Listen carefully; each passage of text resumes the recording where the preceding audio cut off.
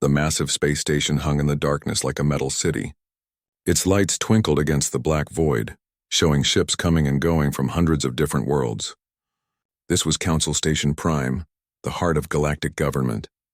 Inside its gleaming halls, beings from across the galaxy made decisions that affected trillions of lives. Ambassador Zethka walked through the corridors with slow, careful steps. His forearms moved gracefully as he reviewed the daily reports on his datapad. As a senior member of the hegemony delegation, he had seen many species rise and fall over his long career. Today, like most days, he barely glanced at the file marked Earth Human Species. The file was thin, just a few hundred pages covering 2 centuries of observation. Zethka had read it before, but the contents never changed much. The humans were still stuck in their small corner of space, still fighting small wars among themselves, still sending hopeful messages that no one bothered to answer. Primitive but harmless, the file summary read. Technology level, below standard. Threat assessment, minimal. Recommendation, continued observation, no direct contact. Zethka closed the file and moved on to more important matters. The Vorthak trade dispute needed attention. The new mining rights in the Centauri sector had to be approved. Real galactic business that mattered to civilized species. Far away, in a small blue world orbiting a yellow star, Commander Sarah Chen sat in her office staring at a blank screen. She had just finished recording her 14th message to the Galactic Council. Like the 13 before it, this one would probably disappear into their vast computer systems without even being read. Dear representatives of the Galactic Council, her message began. The people of Earth continue to seek peaceful contact and dialogue with the galactic community. We offer friendship, trade, and cooperation. We ask only for the chance to prove ourselves as worthy neighbors in this galaxy we all share. Sarah saved the message and sent it through the quantum relay network. The advanced communication system had taken Earth's best scientists 20 years to build. It could send messages across the galaxy in minutes. But getting anyone to listen was the hard part. She walked to her window and looked up at the stars. Somewhere out there, ships from hundreds of worlds traveled between planets like Earth people traveled between cities. Amazing technologies existed that could solve many of Earth's problems. Medicines that could cure diseases. Energy sources that could power whole continents. Knowledge that could advance human understanding by centuries. But Earth was not invited to share in these wonders.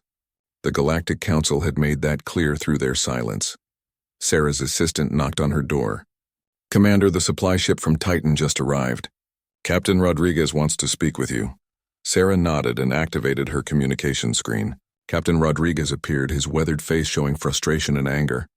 Sarah, they did it again, he said without greeting. The blueskins stopped us at the edge of the Vega system. Told us we needed proper authorization to travel through regulated space. Since when is empty space between stars regulated? Sarah sighed. This was becoming more common. Human ships were being stopped, questioned, and turned away from areas of space they had been using for years. The Council never explained these new rules. They just enforced them.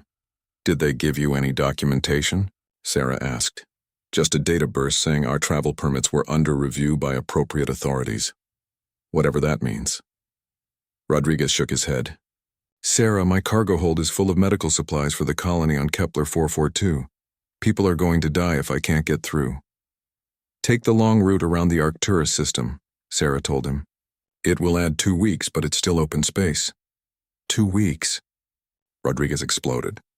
Those supplies will be worthless by then. Why don't these aliens understand that humans have rights too? Sarah wished she had an answer. The truth was, the Galactic Council did not see humans as having rights. They saw Earth as a nature preserve, with humans as the native wildlife that needed to be protected from themselves.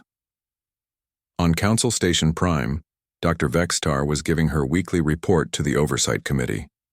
The tall insect-like being clicked her mandibles as she spoke about the various developing species under Council protection.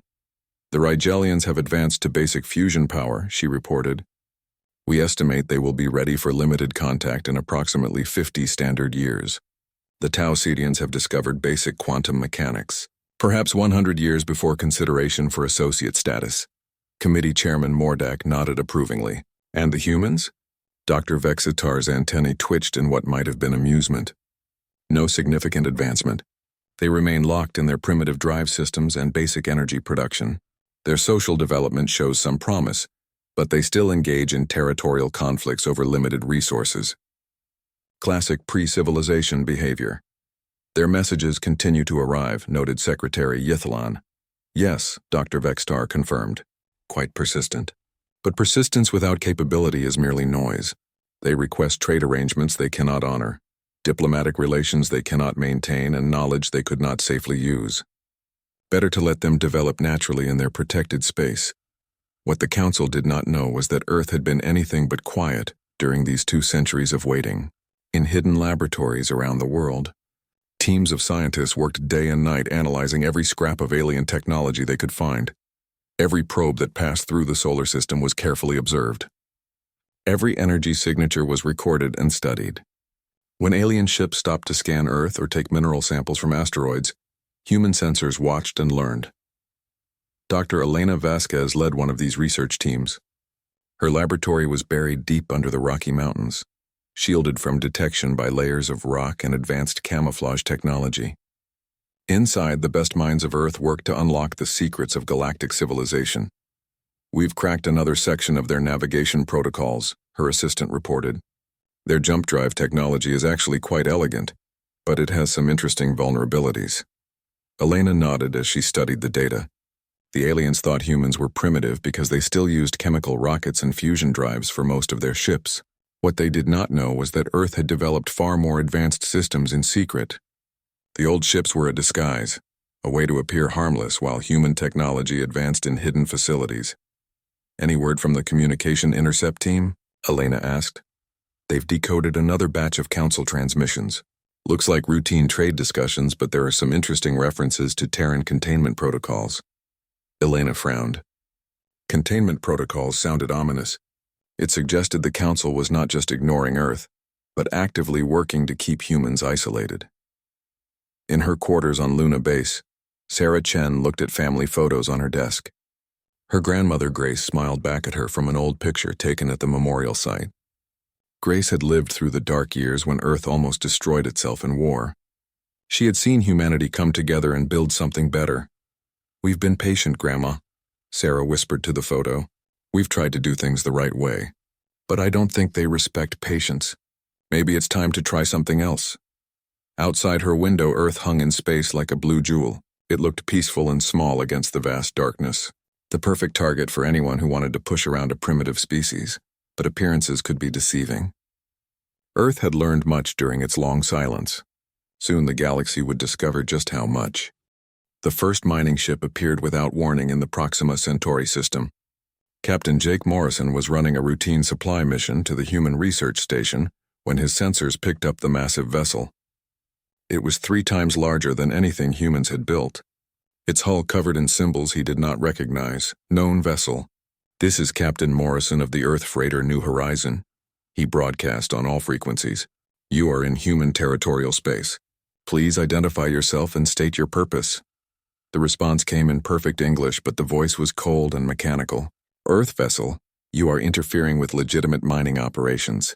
Alter your course immediately and vacate this system." Jake stared at his screen in disbelief. "This system has been under human control for 40 years. We have established colonies and research facilities here.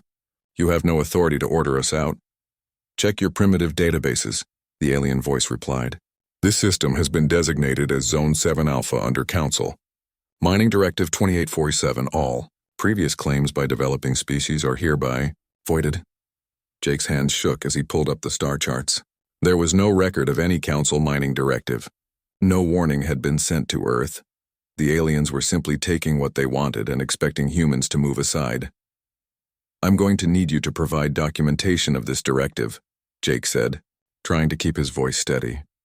The alien ship responded by powering up weapons that made Jake's military escort ships look like toys. "Documentation has been filed with appropriate authorities. Comply or be removed." Jake had no choice but to turn around. But as he flew away, his ship's sensors recorded everything about the alien vessel. Its energy signatures, weapon types, hull composition, and communication frequencies all went into Earth's growing database of galactic technology. The mining ship was just the beginning. Over the next 6 months, Council vessels appeared throughout human space, claiming territories and resources without explanation. The Vorthok Combine set up a research station in the Alpha Centauri system, forcing human colonists to evacuate 3 settlements they had spent decades building. Commander Sarah Chen found herself dealing with an endless stream of displaced humans. Families who had called distant worlds home for generations were suddenly refugees in their own space. The aliens offered transport to more suitable worlds as if humans were animals being relocated to a zoo. Where exactly are these suitable worlds? Sarah asked during a tense communication with Vorthok Commander Grixtal. The alien's multiple eyes blinked in sequence as he consulted his datapad. Worlds designated as appropriate for primitive species development. Planets with minimal strategic value where your people can practice basic agriculture and simple crafts without interfering with galactic commerce. We're not practicing agriculture and simple crafts, Sarah replied, her anger growing. We're an advanced civilization with the right to control our own territory. Grixtal made a sound that might have been laughter. Advanced? Your fastest ships barely reach 1/10 light speed. Your energy production relies on splitting atoms like children playing with fire. You call this advanced? The conversation ended when Grixtal simply cut the communication link. Sarah stared at the blank screen, her hands clenched into fists. The alien had dismissed humanity as easily as swatting a fly. Things got worse when the Galactic News Network began broadcasting a series called Primitive Worlds, a Study in Development. The show featured hidden camera footage of human colonies, with alien experts providing commentary about human behavior. Sarah watched in horror as respected xenobiologist Dr. Lithis discussed human funeral customs. Notice how they bury their dead in the ground, Lithis explained to his audience. This primitive ritual shows their inability to understand that biological matter is simply recycled energy. They assign emotional significance to dead tissue because they cannot comprehend the true nature of existence. The camera showed human families mourning at grave sites while alien scientists took notes like they were studying laboratory animals. The narrator's voice was amused and condescending. These touching ceremonies demonstrate why developing species require careful guidance. Left to their own devices, they create elaborate fantasies to cope with concepts beyond their understanding. Sarah had to turn off the broadcast before she threw something at the screen. The aliens were not just taking human territory, they were mocking human culture for the entertainment of the galaxy. Dr. Elena Vasquez made a disturbing discovery in her hidden laboratory.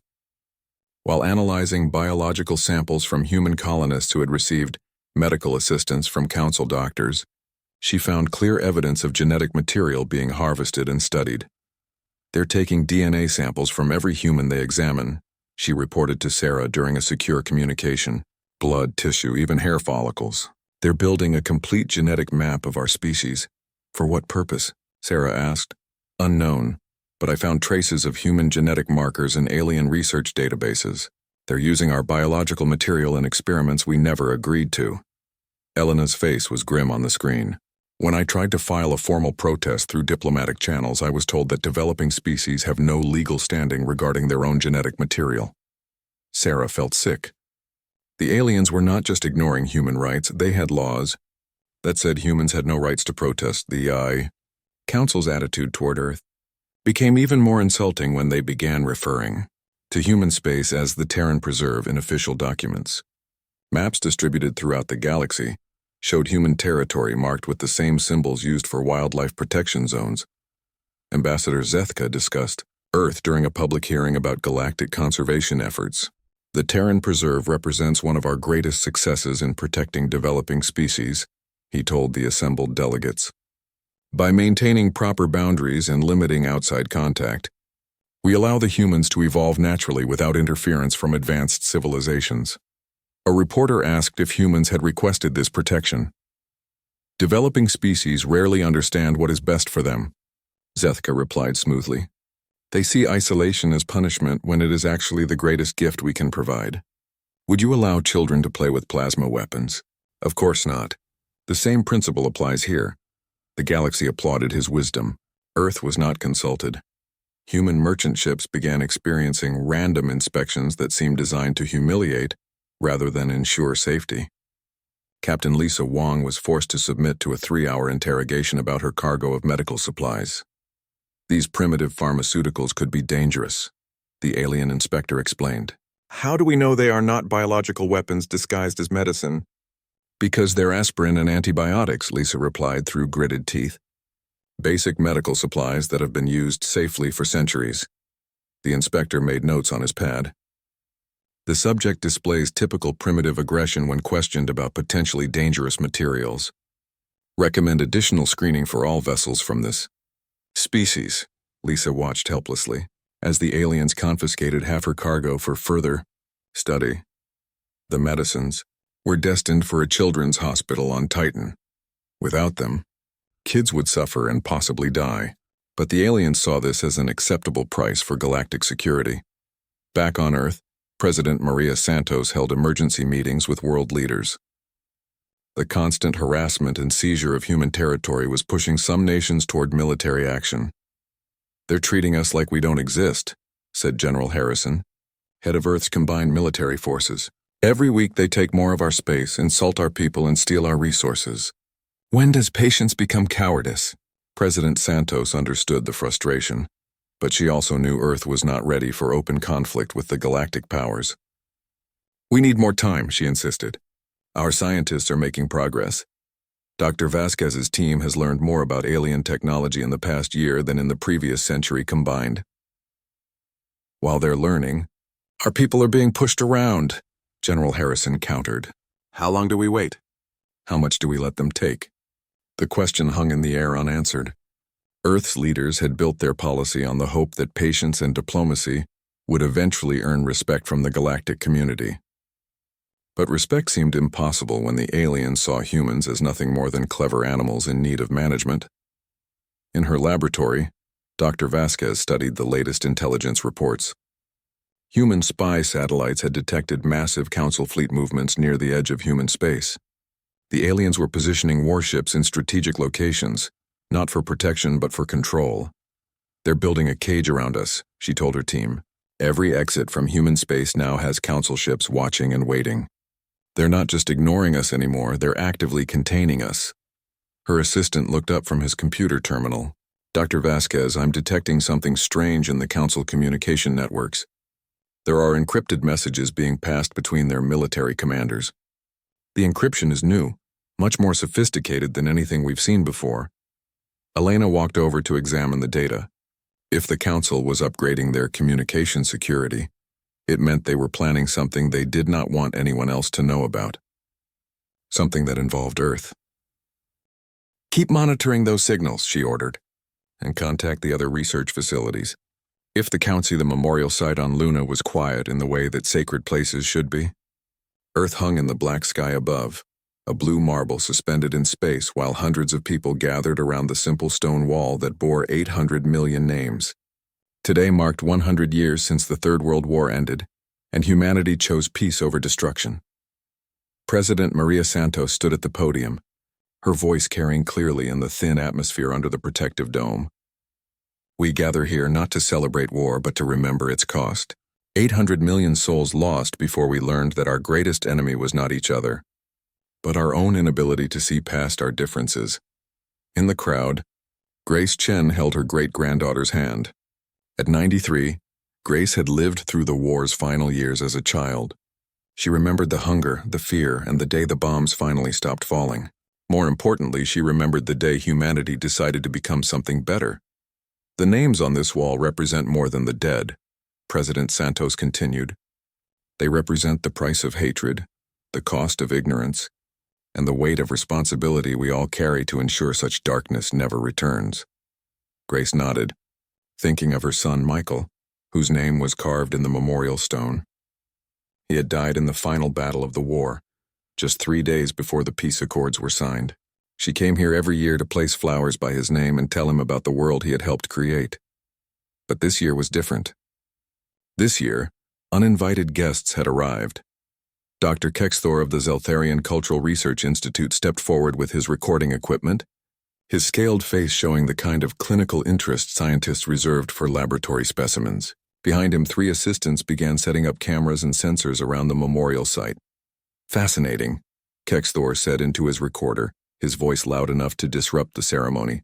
The primitive mourning ritual appears to involve collective auditory stimulation through synchronized vocal emissions. Note the elevated emotional responses of the subjects.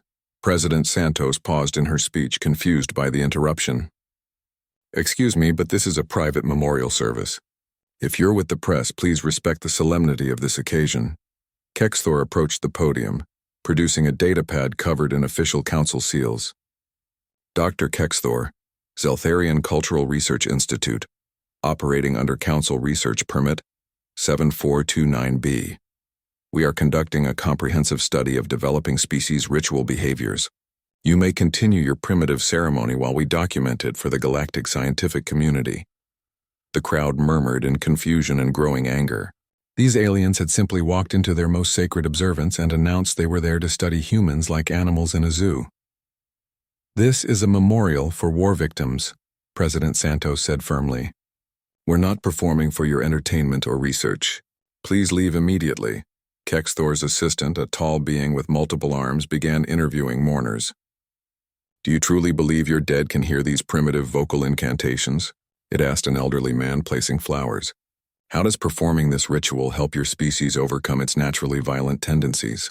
The man stared in shock, too stunned to respond.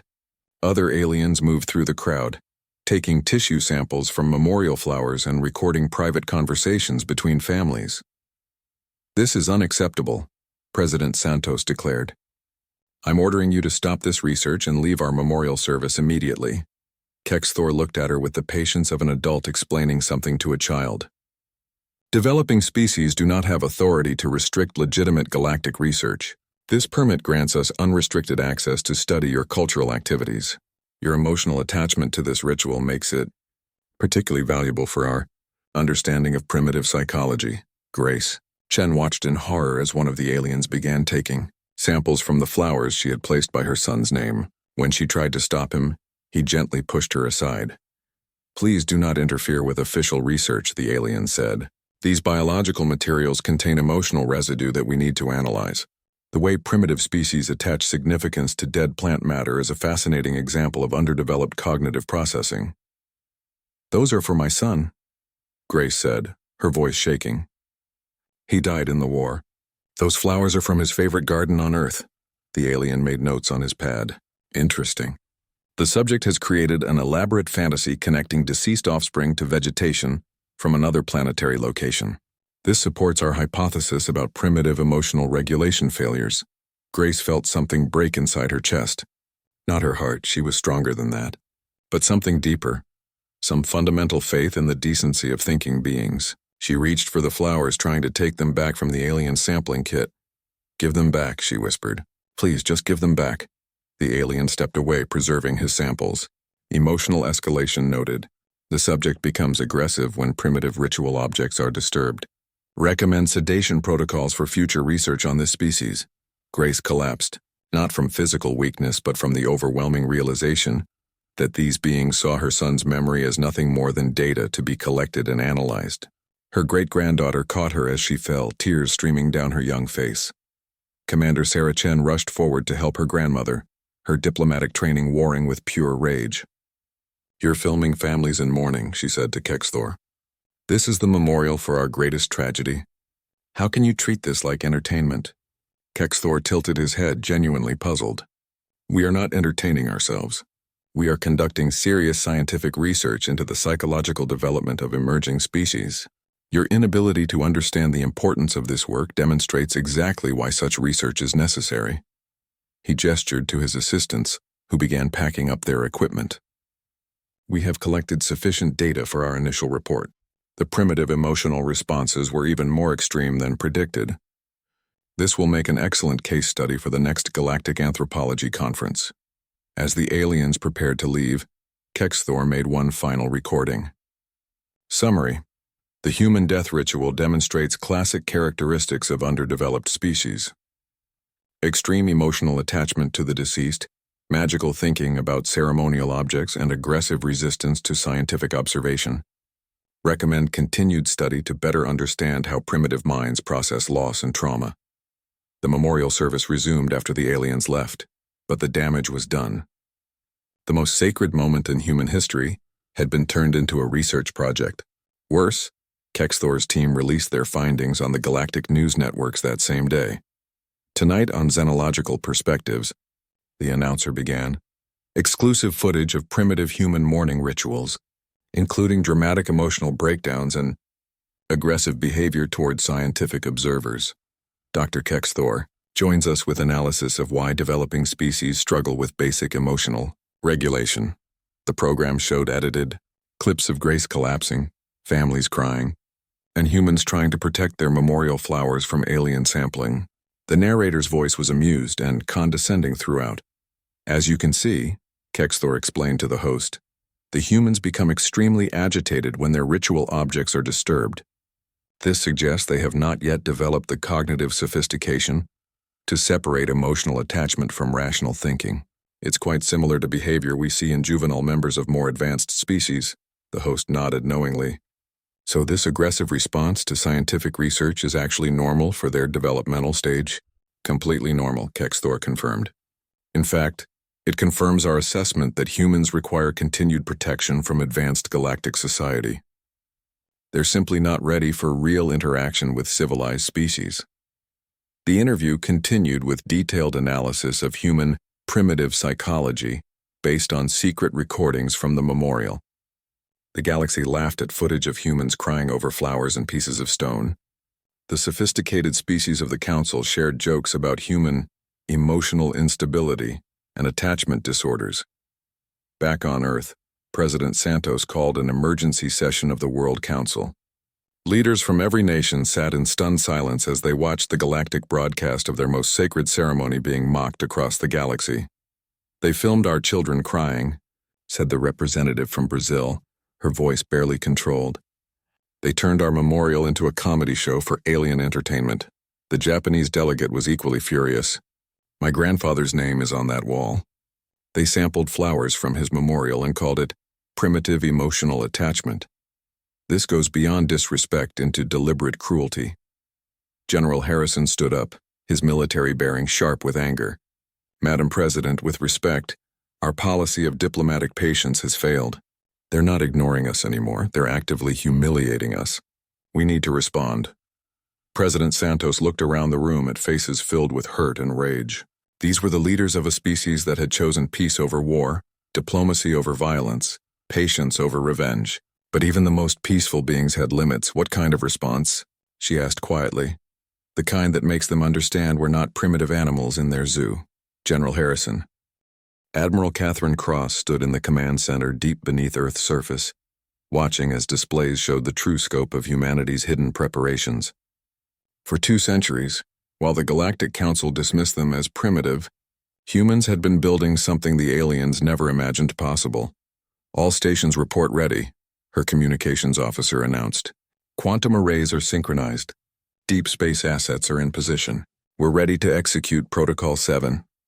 Catherine nodded, thinking about Grace Chen and the memorial desecration that had finally pushed humanity past its breaking point.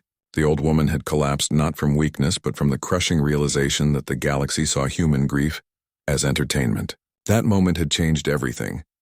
Initialize the demonstration, Catherine ordered. Across the galaxy, every screen in the Galactic Council's communication network suddenly displayed the same message. In the council chambers on Station Prime, Ambassador Zethka stared in confusion as his personal datapad showed text that shouldn't be there. In Hegemony Fleet Command Center's tactical displays were overridden with words that made no sense. The message was simple. To the Galactic Council, you have mistaken patience for weakness. This ends now. Council technicians scrambled to trace the source of the intrusion. Their quantum communication network was supposed to be completely secure, protected by encryption that would take primitive species thousands of years to break. Yet somehow the humans had not only cracked their codes but gained administrative control over the entire system. How is this possible? Demanded Council Security Chief Vex Terran. Run a full diagnostic on all network nodes. Find where this message originated. The results made no sense. According to their analysis, the message hadn't come from outside their network. It had been generated from within their own core systems. Somehow, the primitive humans had administrative access to the most secure communication grid in galactic history.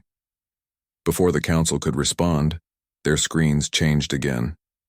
This time a human face appeared, a middle-aged man with calm eyes and a slight smile that suggested he was enjoying their confusion. "Members of the Galactic Council," the human began, "I am Dr. James Mitchell, Chief Technology Officer for the United Earth Alliance. For 2 centuries you have ignored our requests for dialogue. You have dismissed our capabilities, mocked our culture, and treated our people as subjects for your entertainment." Zethka leaned forward, his forearms tensing. This was impossible. Humans didn't have the technology for real-time galactic communication, let alone the ability to override Council security systems. Dr. Mitchell continued as if reading Zethka's thoughts. "You're wondering how we're doing this. You're checking your databases, confirming that human technology shouldn't be capable of what you're seeing. You're right. According to your assessments, we're still primitive beings barely capable of fusion power." The human's smile widened. "Your assessments are wrong. We've been studying your technology for 2 centuries. Every probe that passed through our system, every ship that stopped to scan our worlds, every transmission you thought was too advanced for us to intercept, we recorded it all. We learned from it. We improved on it." Council chambers across the galaxy erupted in chaos. Fleet commanders demanded status reports. Scientists insisted their assessments were accurate. Politicians called for immediate military action against the impossible human intrusion. But Dr. Mitchell wasn't finished. "While you were ignoring us, we were inside your networks. We've been watching your communications, copying your technological specifications, and studying your military deployments. You thought you were observing a primitive species in a nature preserve. In reality, you were teaching us everything we needed to know about galactic civilization." The transmission ended, leaving the council staring at blank screens. For several minutes, no one spoke. The implications were staggering. If the humans had really infiltrated their networks for 2 centuries, then everything the council thought they knew about Earth was wrong. "Sir," a technician reported to Security Chief Vex Terran, "we're detecting massive energy signatures throughout the Terran Preserve. Signatures that match no known human technology." "Show me," Vex Terran ordered. The tactical display revealed something that should have been impossible. Ships were decloaking throughout human space, vessels that appeared to be using drive systems more advanced than anything in the Council fleet. Energy readings suggested weapons and defensive systems that surpassed even hegemony military specifications. "Those readings must be false," Vex Terran insisted. "Run the scans again." But the results were consistent. Somehow, the supposedly primitive humans had developed technology that made their own ships look obsolete. Worse, the energy signatures suggested these weren't newly constructed vessels. They had been hiding in human space for decades, invisible to Council sensors. On Council Station Prime, Ambassador Zethka called an emergency session. Representatives from all 847 member species gathered in the Great Assembly Hall, their faces showing confusion and growing concern. "The situation is clear," Zethka announced. "The humans have somehow gained unauthorized access to our communication networks. This is obviously the result of some kind of external assistance. No primitive species could achieve such technological advancement independently." Murmurs of agreement rippled through the assembly. The idea that humans had developed advanced technology on their own was simply unacceptable to species that had taken millennia to reach their current level. "Propose immediate military action," continued Zethka, "a show of force to remind these primitives of their proper place in the galactic order. Once they see the full might of the Council fleet, they will surrender whatever technology they have stolen and return to appropriate behavior for their development level." The vote was unanimous. The Council had never faced a challenge from a developing species, and they weren't about to start now. Fleet Admiral Korthak received orders to take a battle group to human space and restore proper order. Meanwhile, Earth's hidden command centers were buzzing with activity.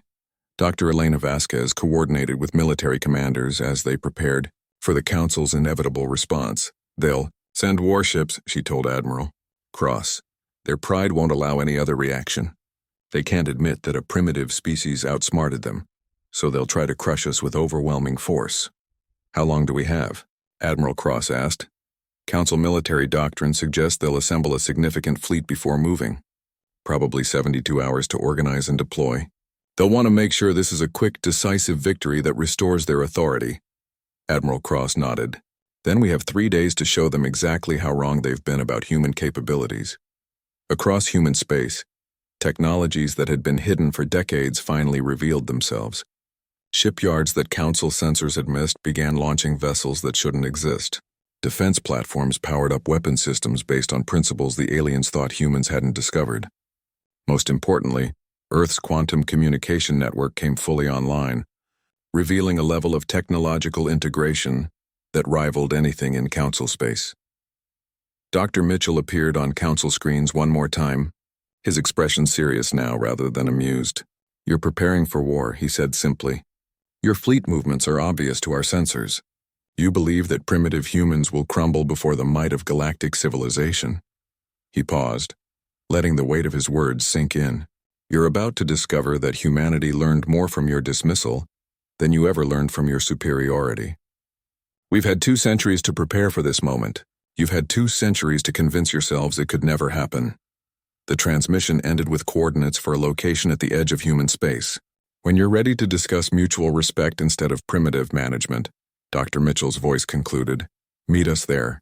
Come in peace or come in force, but come prepared to learn that the galaxy has changed, whether you're ready for it or not." Fleet Admiral Korthak studied the human message with growing irritation. The primitives were actually trying to negotiate with the Galactic Council as if they were equals. Such arrogance needed to be crushed quickly and decisively. "Assemble Battle Group 7, he ordered. "Full fleet deployment with siege-class vessels. We'll show these humans what happens when developing species forget their place." But as his fleet prepared to jump to human space, disturbing reports began arriving from across the galaxy. Council facilities were reporting system intrusions that had been ongoing for years. Database breaches that had gone undetected. Security protocols that had been quietly bypassed by infiltrators who left no trace of their presence. The humans hadn't just gained access to Council networks recently. They had been inside galactic civilization's most secure systems for decades, learning and watching and preparing for this exact moment. "Admiral," his intelligence officer reported, "we're detecting quantum signatures that suggest the humans have been monitoring our communications for at least 50 standard years. They know our fleet compositions, our tactical doctrines, our weapons capabilities." Korthak felt a chill run through his scaled hide. If the humans really had been studying Council military operations for 50 years, then they weren't facing primitive opponents. The Council fleet arrived at the edge of human space like a metal storm. 200 warships from dozens of worlds, their hulls bristling with weapons that could crack planets. Fleet Admiral Korthak felt confident as he studied the tactical display. This would be the shortest war in galactic history. "Scanners detect multiple human vessels approaching," his sensor officer reported. "Configuration unknown, energy signatures. Admiral, these readings don't match anything in our databases." Korthak frowned as the human ships appeared on his screens. They were sleek and graceful, moving with a fluid precision that seemed almost organic. More disturbing, his weapons systems couldn't get a target lock.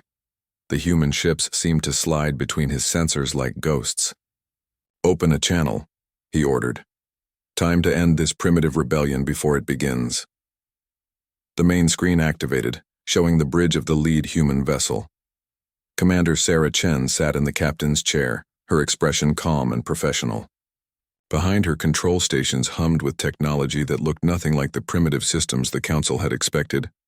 "Fleet Admiral Korthak," Sarah said politely. "Welcome to human space. I assume you're here to discuss the terms of our formal recognition by the Galactic Council?" Korthak's mandibles clicked in what might have been laughter. "There will be no recognition, primitive. You will surrender whatever stolen technology allowed you to breach our networks, submit to Council authority, and return to your proper place as a developing species under our protection." Sarah's expression didn't change. "I see. And if we decline?" "Then you will be removed from the equation," Korthak replied. 200 Council warships against a few dozen primitive vessels. Your choice is simple: surrender or be destroyed. Sarah nodded thoughtfully. 200 ships. Impressive. Tell me, Admiral, in all your years of military service, have you ever faced an enemy that knew your battle plans before you made them? Before Korthak could respond, alarms began blaring throughout his flagship. His tactical officer's voice was tight with disbelief. "Admiral, our navigation computers are being overridden. All ships report the same problem. Someone else is controlling our fleet movements." On the screen, Sarah's smile was gentle but absolutely cold. "For 50 years we've been inside your military networks. We know every tactical doctrine in your databases, every fleet composition, every weapon specification, every strategic protocol. You trained us, Admiral. You just didn't know you were doing it." Korthak watched in horror as his ships began moving without his commands. The formation was breaking apart, weapons systems powering down, defensive shields failing. His mighty battle fleet was being controlled by an enemy that shouldn't have technology more advanced than fusion bombs. "This is impossible," he whispered. "No," Sarah replied. "This is inevitable. You dismissed us as primitives while we studied everything you showed us. You ignored us while we rebuilt your technology from scratch and improved it. You laughed at our requests for respect while we prepared for the day you would finally push us too far." Across the galaxy, the true scope of humanity's preparation was revealing itself. Every Council military base found their computer systems compromised. Research stations discovered that their most secret projects had been monitored for decades. Government facilities realized that humans had been reading their classified communications since before most current officials had been born. On Council Station Prime, technicians worked desperately to regain control of their own networks. But every system they checked showed the same thing. Human access codes embedded so deeply in their programming that removing them would crash the entire galactic infrastructure. "How long have they been inside our systems?" Security Chief Vextaran demanded. "Based on the code timestamps, at least 60 standard years," his chief technician reported. "Maybe longer." "Sir, they're not just accessing our networks. They're essential to them now. If we try to lock them out, we'll lose communications, transportation, banking, everything." The terrifying truth was becoming clear. While the Council had been ignoring Earth, humanity had quietly made itself indispensable to galactic civilization. They hadn't just learned to use alien technology. They had become the hidden foundation that kept it running. In human space, Admiral Korthak faced a choice no Council officer had ever confronted. His fleet was helpless, controlled by enemies he had underestimated. His weapons wouldn't fire, his ships wouldn't move, and his communications were being monitored by beings he had thought were barely capable of spaceflight. "What do you want?" he asked Sarah, his pride finally cracking. "What we've always wanted," she replied. "Recognition. Respect. The right to exist in this galaxy as equals rather than pets in your preserve. We want you to understand that strength doesn't always look like weapons and threats. Sometimes it looks like patience and preparation." The demonstration lasted exactly 72 hours, not because humanity couldn't maintain it longer, but because they chose to show mercy. During those 3 days, galactic civilization experienced its first taste of life without the hidden systems that humans had been maintaining for decades. Communication networks slowed to a crawl. Interstellar transportation became unreliable. Financial systems experienced mysterious glitches that cost trillions of credits. The mighty Galactic Council discovered that their sophisticated civilization had become dependent on the primitive species they had been mocking. When the systems came back online, it was because humanity chose to restore them. The message was clear. Earth could collapse galactic society with a thought, but they preferred cooperation to conquest. The peace negotiations took place on neutral ground, a space station that humanity built in 3 days using technology that made Council engineering look clumsy by comparison. Ambassador Zethka found himself sitting across from Commander Sarah Chen, no longer as a superior addressing a primitive, but as one equal negotiating with another. "Your terms?" Zethka asked, his forearms folded in resignation. Sarah placed a datapad on the table. Full Council membership with immediate voting rights.